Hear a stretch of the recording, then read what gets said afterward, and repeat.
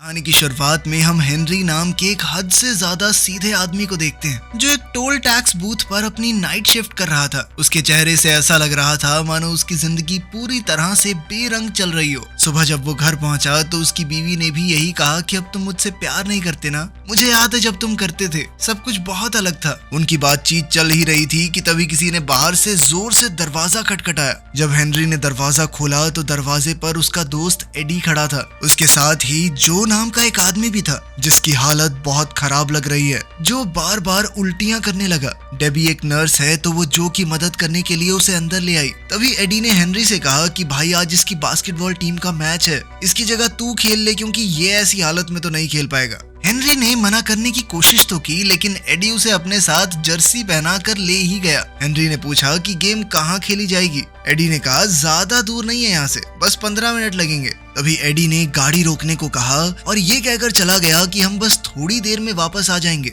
बस खाने पीने का कुछ सामान लेने जा रहे हैं, तू यहीं पे बैठा रहियो और गाड़ी चालू रखियो, ठीक है ना। तभी जाते जाते एडी और उसके दो और साथियों ने मास्क पहन लिए। बाकी दो लोगों को तो हेनरी जानता तक नहीं था। वो तीनों अपनी अपनी बंदूकें निकाल कर बैंक में घुस गए। बेचारे हेनरी को तो अब तक आइडिया भी नहीं था कि एडी और उसके साथी यहाँ बैंक लूटने आए हैं और वो उनका ड्राइवर है। और तो और गाड़ी भी चोरी की थी, तार निकाल के स्टार्ट कर रखी थी। कुछ देर बाद ही वो लोग बैंक से निकलकर इधर उधर भागने लगे। इतने में वहाँ मौजूद एक गार्ड ने हेनरी को देख लिया। उसने बिल्कुल चोरों जैसी ही टी शर्ट पहनी हुई थी, इसी वजह से उसे गिरफ्तार कर लिया गया। पुलिस वालों ने हेनरी से बहुत पूछने की कोशिश की कि बता दे अपने साथियों का नाम, लेकिन हेनरी एडी के अलावा वैसे भी किसको ही जानता था। वो इतना सीधा था कि उसने एडी का नाम भी नहीं लिया, ये सोचकर कि जैसा भी है तो मेरा दोस्त ना। इसी वजह से बैंक को लूटने की कोशिश के जुर्म में हेनरी को 3 साल की सजा सुना दी गई। जेल में जाते ही उसकी मुलाकात मैक्स से हुई। मैक्स हेनरी से बहुत अच्छे से बात करने लगा।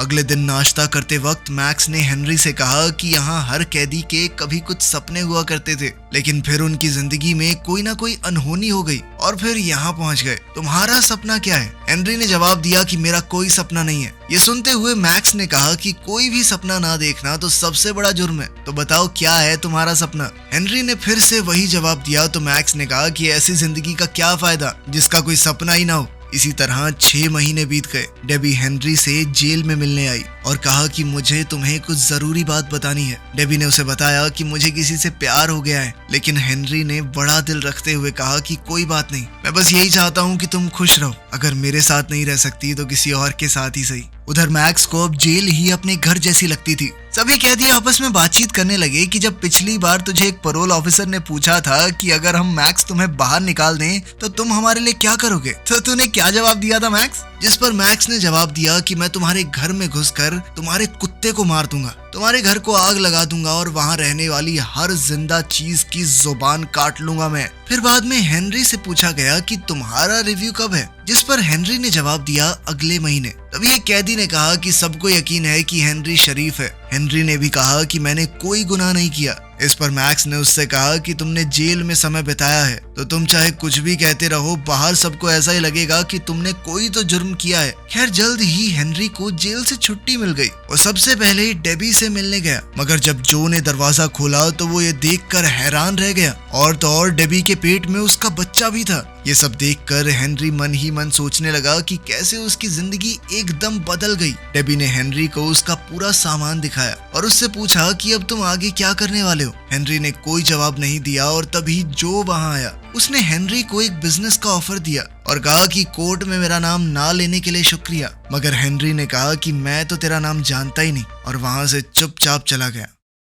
में हेनरी उसी बैंक के सामने जाकर खड़ा हो गया जहां से ये सारी वारदात शुरू हुई थी, लेकिन तभी एक गाड़ी ने उसे टक्कर मार दी और वो जमीन पर गिर गया। वो गाड़ी जूली नाम की एक औरत चला रही थी। जूली ने हेनरी को बहुत बुरा भला कहा और फिर पूछा कि तुम ठीक तो हो। तभी वहां बैंक का गार्ड भी आया और एम्बुलेंस बुलाने को कहने लगा, लेकिन हेनरी ने इसके लिए मना कर दिया। इसके बाद गार्ड उसे थोड़ा सहारा देते हुए साथ वाले कैफे में ले गया जहां जूली भी उनके पीछे पीछे आई और हेनरी ने जूली से कहा कि मैंने तुम्हें कहीं तो देखा है। इस पर जूली ने कहा कि मुझे मत देखो, सड़क पर देखकर चला करो, और ये कहकर वो वहां से चली गई। जब हेनरी बाथरूम में गया तो उसकी नजर दीवार पर चिपकी हुई न्यूज पर पड़ी। 80 साल पुरानी उस न्यूज़पेपर कटिंग में बैंक में हुई एक चोरी से जुड़ा हुआ आर्टिकल था। वो चोरी एक अंडरग्राउंड टनल के जरिए की गई थी जो बैंक के पीछे मौजूद एक थिएटर से जुड़ी हुई है। ये टनल बिल्कुल बैंक की तिजोरी के नीचे से जाती है। इसके बाद हेनरी सीधा मैक्स से मिलने के लिए जेल में चला गया और उसने मैक्स से कहा कि मुझे अपना सपना मिल गया है, उस बैंक को लूटना ही मेरा सपना है जिसके चक्कर में मैं यहाँ पहुंच गया हूँ। सजा जब काटनी है तो कम से कम चोरी करूं तो सही।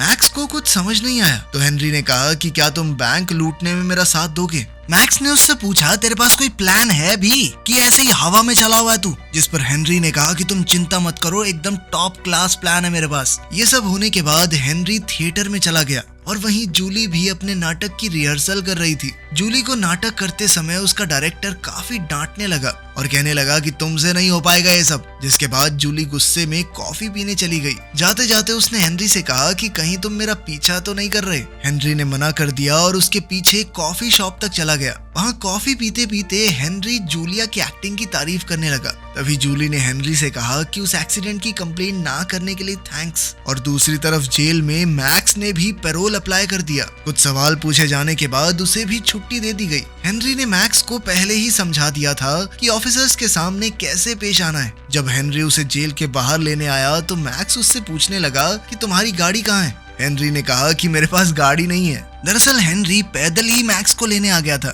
इस पर मैक्स भड़क गया कि किस पागल के चक्कर में बाहर आ गया मैं, हेलो वापस ले लो मेरे को, मुझे बाहर नहीं जाना। लेकिन जब हेनरी ने अपना प्लान मैक्स को बताया तो मैक्स ने हैरान होते हुए कहा कि यही तुम्हारा प्लान है। सेम इसी तरीके से 80 साल पहले बैंक को लूटा गया था और तुम्हारे पास बंदूकें वगैरह हैं क्या। लेकिन हेनरी ने इसके लिए भी मना कर दिया, ये कहते हुए कि मैं किसी को नुकसान नहीं पहुंचाना चाहता। इस पर मैक्स ने कहा कि हाँ बे मदर टेरेसा, बहुत अच्छी बात है, लेकिन पिछली बार जब चोरी हुई उसके बाद ये भी तो हो सकता है कि बैंक वालों ने तिजोरी की लोकेशन बदल दी हो और अब वो उस टनल के ऊपर हो ही ना। इस बात का पता लगाने के लिए उन्हें बैंक जाना होगा। में जाकर वो वहाँ के असिस्टेंट मैनेजर से मिले। उन्हें अंदर जाते हुए बैंक के गार्ड ने बहुत ध्यान से देखा। मैक्स ने बैंक के असिस्टेंट मैनेजर से बातचीत करते हुए बड़ी ही चालाकी से ये बात कंफर्म कर ली कि जब से बैंक को बनाया गया है तब से उसकी तिजोरी को कभी भी अपनी जगह से हिलाया नहीं गया। उसने ये सब इतनी चालाकी से किया कि मैनेजर को घंटा शक नहीं हुआ, लेकिन गार्ड की नजर अब भी उनके ऊपर थी। इसके बाद दोनों उस टनल की जाँच करने के लिए थिएटर में गए। वहाँ जूलिया हेनरी को फिर से देखकर हैरान हो गई और इस बार तो मैक्स भी उसके साथ था। लेकिन तभी मैक्स बोल पड़ा कि जब मैं जवान था तो मैंने यहाँ बहुत सारे प्लेस किए हैं, मैं हेनरी को यही दिखाने यहाँ लाया हूँ। आपको कोई एतराज तो नहीं अगर मैं थिएटर को अंदर से देख लूं? अंदर जाते हुए जूली ने मैक्स से पूछा कि वो कौन कौन से नाटक यहाँ कर चुके हैं, तो मैक्स ने सीधा शेक्सपियर का नाम ले दिया। फिर मैक्स ने कहा कि मेरी यहाँ बहुत सी यादें हैं, तो मैं थिएटर का कोना कोना देखना चाहता हूँ, जिसके लिए मैक्स को परमिशन मिल भी गई। मैक्स के जाते ही जूली ने हेनरी से पूछा कि ये तुम्हारे पिता हैं क्या, जिस पर हेनरी ने जवाब दिया कि नहीं नहीं, अच्छा दोस्त है सिर्फ। दूसरी तरफ थिएटर का एक आदमी मैक्स को थिएटर दिखाते हुए टनल वाले दरवाजे के पास ले गया और मैक्स उसका जायजा लेने लगा। दूसरी तरफ जब जूलिया ने हेनरी से सवाल किया कि तुम क्या करते हो, तो हेनरी ने सीधा सीधा बता दिया कि मैं हाल ही में जेल से छूटा हूँ, अभी तो कुछ नहीं करता। जूलिया चौंक गई, जेल में क्यों थे तुमने कोई मर्डर वगैरह किया होगा ना, जिस पर हेनरी ने कहा कि एक लंबी कहानी है, फिर कभी सुनाऊंगा। जिसके बाद उन्होंने आज शाम को डिनर पर मिलने का प्लान बनाया। घर जाकर मैक्स ने हेनरी को बताया कि वो टनल एक ग्रीन रूम की दीवार से जाती है, तो हमें कुछ भी करके उस ग्रीन रूम को हथियाना पड़ेगा। लेकिन हेनरी का ध्यान तो सिर्फ तैयार होने में था, क्योंकि जूली के साथ डेट पर जो जाना है, और उसने मैक्स से पूछा कि मैं कैसा लग रहा हूँ, तो मैक्स ने हंसते हुए कहा कि हमेशा की तरह अपने जैसे ही लग रहे हो, और जाओ अपनी डेट एंजॉय करो, बाद में करेंगे प्लानिंग। उनकी डेट के दौरान जूली ने हेनरी को बताया कि मैं बहुत बड़ी एक्ट्रेस बनना चाहती हूँ, मैं चाहती हूँ कि सब लोग मेरा नाम जानते हो। उनकी डेट के दौरान हेनरी ने जूली को पूरा सच बताया कि किस तरह उसे जेल हुई थी और अब वो सच में बैंक लूटना चाहता है। जूली उसका प्लान सुनकर हैरान तो काफी हो गई थी, लेकिन अब उसे हेनरी का साथ पसंद आने लगा था। फिर दोनों घर आ गए और अब उनके बीच की नजदीकियां बहुत ज्यादा बढ़ गई। अगली सुबह हेनरी और जूली मैक्स के घर गए, मगर मैक्स जूली को देखकर खुश नहीं था, तो हेनरी ने मैक्स से कहा कि टेंशन मत लो, ये हमारे साथ ही काम करेगी। लेकिन तभी मैक्स हेनरी को साइड में ले जाकर उस पर भड़क गया कि तुमने इसे पूरा प्लान क्यों बताया। थोड़ी देर बाद खाना खाते वक्त जूलिया ने मैक्स से सवाल पूछा कि तुम जेल में क्या कर रहे हो, जिस पर मैक्स ने बताया कि मैंने कई खून किए हैं, इस पर जूली ने उससे पूछा कि तुमने इतने सारे मर्डर किए, तुम्हें पकड़े जाने का डर नहीं था? इस पर मैक्स ने कहा कि मुझे जेल जाना पसंद है, मेरी तो फेवरेट जगह है वो। थिएटर जाते वक्त जूली और हेनरी को आइडिया आया कि क्यों ना हम इस थिएटर में ऑडिशंस रख दें, इससे हम ज्यादा से ज्यादा वक्त यहाँ बिता पाएंगे। लेकिन कुछ देर बाद मैक्स को आइडिया आया कि क्यों ना जिस एक्टर का वो ग्रीन रूम है उसको निकाल के हेनरी को वो रोल दे दिया जाए, फिर हम आराम से खुदाई करते रहेंगे, किसी को कुछ पता नहीं चलेगा। इस पर हेनरी ने कहा कि मुझे एक्टिंग थोड़ा ना आती है, लेकिन मैक्स ने उसे पूरा चढ़ा दिया। अबे शक्ल देख अपनी, नेचुरल एक्टर है तू, तेरे से बढ़िया कोई नहीं कर पाएगा, और वैसे भी ये तो लीड रोल है। कुछ देर बाद वो एक्टर खुद ब खुद प्ले छोड़कर चला गया, ये कहकर कि उसे बहुत बड़ी पिक्चर में काम मिल गया है, लेकिन असल में तो मैक्स ने उसे बेवकूफ बनाया था। जब ये बात जूली को पता चली तो वो बहुत गुस्सा हो गई। तुम लोग मेरा करियर खराब करके मानोगे क्या? हेनरी ने ऑडिशन दिया और वो सिलेक्ट भी हो गया। अब उन्हें और भी आसानी होगी अपना काम पूरा करने में, मगर उन्हें 1-2 दिन में ही एहसास हो गया कि ये टनल का काम 2 लोगों के बस की बात नहीं है, और उन्होंने जो को इस काम में शामिल करने का फैसला किया। बहुत समझाने के बाद जो इस काम को करने के लिए तैयार हो गया, लेकिन सुरंग देखते ही जो बोला कि ये सब करने की क्या जरूरत है, तुम सीधा बंदूक लेकर जाओ और चोरी कर लो। इस पर मैक्स ने जवाब दिया कि तेरी तरह बेवकूफों वाली चोरी नहीं करनी हमें। धीरे धीरे काम चलने लगा। इस काम के साथ साथ हेनरी अपने रोल के लिए भी काफी डेडिकेटेड था। हेनरी को अब सिर्फ पैसा नहीं चाहिए था, उसे जिंदगी में कुछ नया करना था।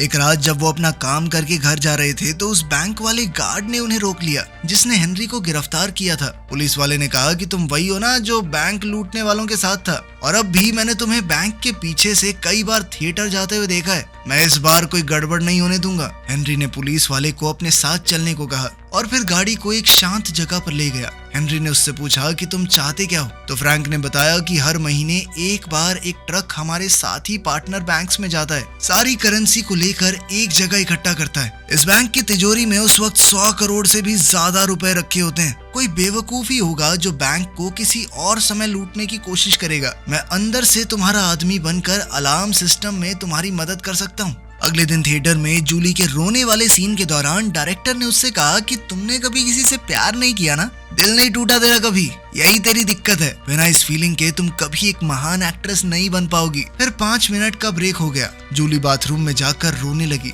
हेनरी ने पूछा कि तुम ठीक तो हो ना? तभी जूली फूट फूट कर रोने लगी। उसने कहा कि हाँ, नहीं हुआ मुझे कभी किसी से प्यार, क्या करूं मैं, लेकिन एक्ट्रेस तो मुझे बनना है ना। इस पर हेनरी ने कहा कि तुम प्यार करती हो मुझसे, बस तुम्हें अभी पता नहीं है, और मुझे यकीन है कि तुम बहुत बड़ी एक्ट्रेस बनोगी। फिर दोनों ने आगे बढ़कर एक दूसरे को चूम लिया। रात को मैक्स और हेनरी चोरी का प्लान तैयार कर रहे थे, तभी दरवाजे पर नॉक हुआ। हेनरी ने जैसे ही दरवाजा खोला तो उसने देखा कि जो और एडी खड़े थे। जो को देखकर ऐसा लग रहा था मानो उसकी छिताई की गई हो। तभी एडी ने हेनरी से कहा कि जो ने मुझे सब कुछ बता दिया है और अब मैं भी तुम्हारे प्लान में शामिल हूँ। लेकिन मैक्स को एडी बिल्कुल पसंद नहीं आया। उसने हेनरी से पूछा, कौन है नमूना? एडी कहने लगा कि मुझे सब कुछ पता है, इसीलिए अब तुम्हारे पास कोई चारा नहीं है। मैक्स ने दोबारा पूछा कि कोई मुझे बताएगा ये उल्लू का पट्टा है कौन? लेकिन एडी तिल मिलाकर कहने लगा कि मैं इस प्लान में अंदर हूँ और तू बाहर बुड्ढे। मैक्स ने उसे सीधे तौर पर वहाँ से जाने के लिए कहा, लेकिन एडी ने मैक्स को दोबारा से बुढ़ा कहकर चिढ़ाया। तो इस बार मैक्स को गुस्सा आ गया, तो वो एडी की तरफ उसे मारने के लिए बढ़ने लगा, लेकिन हेनरी ने जैसे तैसे बीच बचाव किया।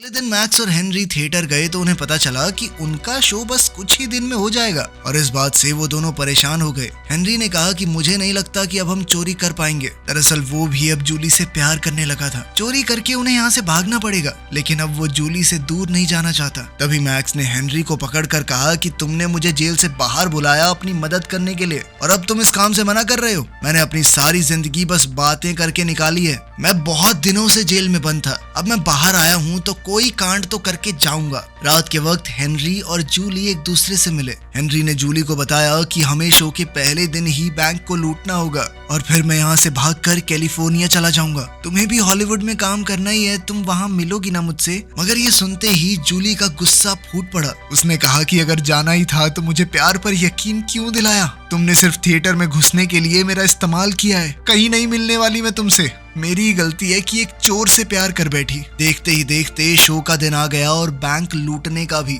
नाटक के डायरेक्टर ने सभी एक्टर्स को कहा कि आज तुम्हारा दिन है, जाओ और अपनी छाप छोड़ दो, अब हमारे पास सिर्फ 10 मिनट बचे हैं। तभी पैसों का वो ट्रक भी बैंक में आ गया, जैसा कि पुलिस वाले ने बताया था। हेनरी प्ले में अच्छे से एक्टिंग करता रहा और मौका देखते ही अपने साथियों की मदद करने चला गया। सब उनके प्लान के हिसाब से ही हो रहा था। पहले उन्होंने एक औजार की मदद से ईंटों की दीवार तोड़ी और बाद में एक बड़ी सी वेल्डिंग मशीन की मदद से तिजोरी के लोहे को काटते हुए वहां एक बड़ा सा छेद कर दिया। पुलिस वाले का इशारा मिलते ही मैक्स ने पहले ही तार काट दी थी, जिस वजह से अलार्म नहीं बजा। मगर तभी एडी ने मैक्स पर बंदूक तान दी और उसे चुपचाप यहाँ से चले जाने को कहा। एडी ने जो से कहा कि सारा पैसा जल्दी जल्दी गाड़ी में भर। जो को एडी की ये हरकत पसंद नहीं आई और कहा कि ऐसा मत कर भाई, ठीक नहीं है ये। तभी हेनरी भी वहां पहुंच गया और एडी ने उसे भी डराने की कोशिश की और मैक्स को बंदूक से मारकर नीचे गिरा दिया, जो बार बार उसे ऐसा करने से मना कर रहा था। तभी मैक्स ने एडी के हाथ से बंदूक छीनकर उसे पीटना शुरू कर दिया।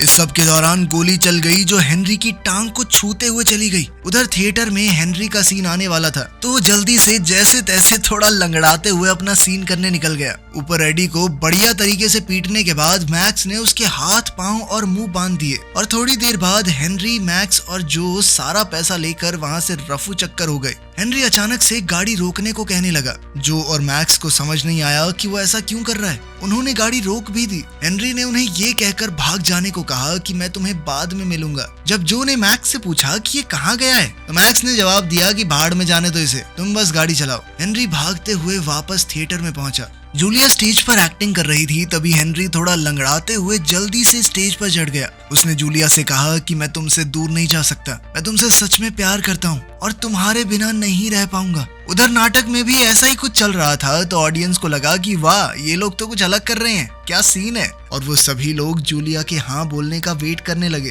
तभी डायरेक्टर ने भी सारी लाइटें थोड़ी डिम कर दी और जूलिया को हाँ बोलने को कहा। अब जूलिया को भी यकीन हो गया था कि हेनरी सच में उससे प्यार करता है और एक लंबे सन्नाटे के बाद जूलिया ने हाँ तो नहीं कहा, लेकिन उसके चेहरे के हाव भाव ने सब कुछ जाहिर कर दिया। चलो आखिर में हीरो को हीरोइन मिल गई, पैसा तो वो ले ही लेगा। वीडियो पसंद आई तो लाइक कर देना, चैनल को सब्सक्राइब कर देना। मिलते हैं